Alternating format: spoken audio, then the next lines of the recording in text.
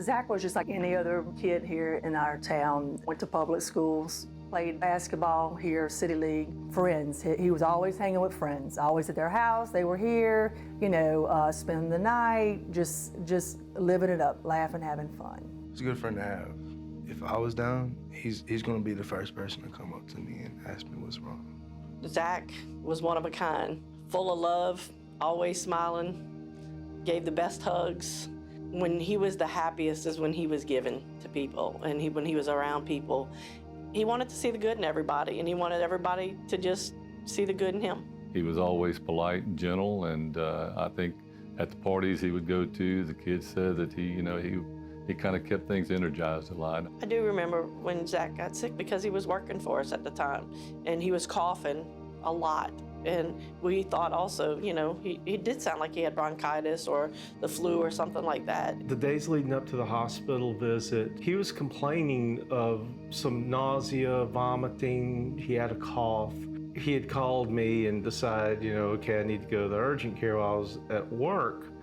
And I could hear it in his voice. His voice just did not sound right. It sounded like he was having trouble enunciating his words. And when I got there, he was in the recliner and immediately knew this was a life-threatening emergency because he was blue. I chose to stay with him that night in ICU. They had him just short of being intubated, having a breathing tube put down in his lungs. They had him on a machine that was called BiPAP. He was anxious because even with that, he couldn't breathe. The alarms were continually going off. His heart rate kept shooting through the roof. His oxygen level kept bombing out. He was struggling.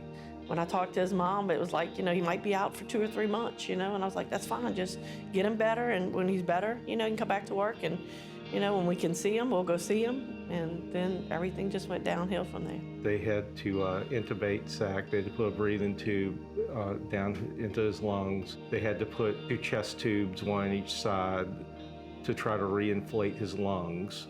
They even tried proning him, which is a technique. They would rotate the entire person face down, give the lungs a chance to expand more from the backside.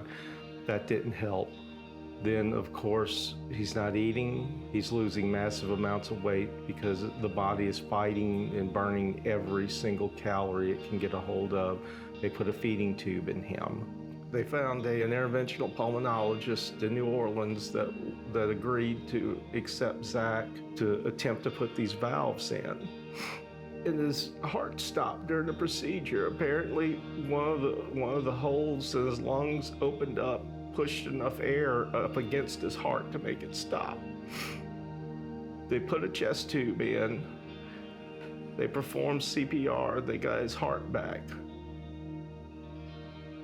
They fought 3 hours to get his, trying to get his oxygen level up above 60%. It wouldn't never stay. The interventional pulmonologist, went in, he sucked out all kinds of mess out of his lungs, and he just couldn't understand why his oxygen level's not staying up. At that point, Jeannie and I knew that his brain was gone. He's not, if he lived, it'd be nothing. There would be nothing there. So we made the determination, our 19-year-old son at that time, to withdraw care. And he passed away. We were both able to be there with him holding his hand. I didn't know Zach was in the hospital until about 2 days before he passed. Me and one of my other friends was planning on visiting him. And I remember we were sitting there one morning watching this movie on Netflix, and just looking through social media, one of our friends said, "Can't believe you're gone."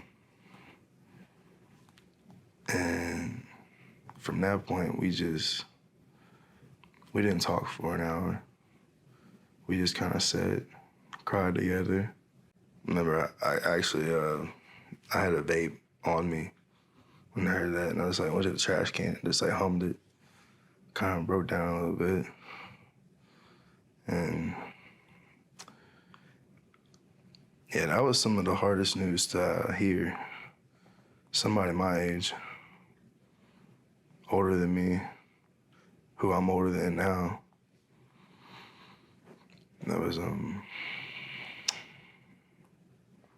very tough. It was a shock. We were at the restaurant, and a bunch of us were sitting around a table taking a break. And my mom was there, and she loved Zach like her own too. And when she called, it was just such a shock, you know, just screamed. I could just remember everybody was just devastated. We closed down the restaurant, and that was it.